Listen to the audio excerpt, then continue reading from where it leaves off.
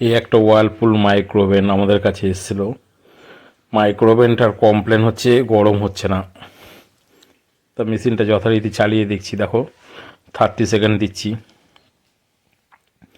তা ভেতরে অলরেডি একটা কাপড় দিয়ে দিয়েছি, ভেজা কাপড়। তোমরা যখন চেক করবে তোমরাও এরকম ভেজা কাপড় দিয়েই চেক করো।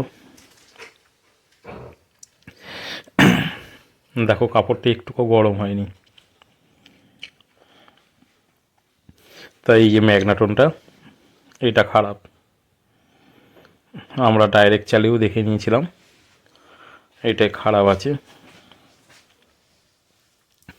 তা নতুন আমরা লাগাচ্ছি অরিজিনাল সেটের একটা।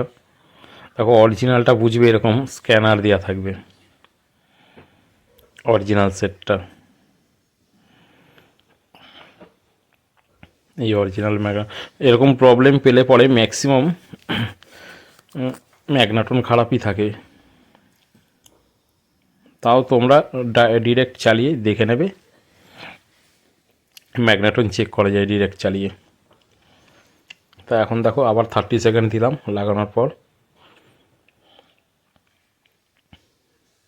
এখন দেখো অ্যাম্পিয়ারটা আগের থেকে বেশি নেবে।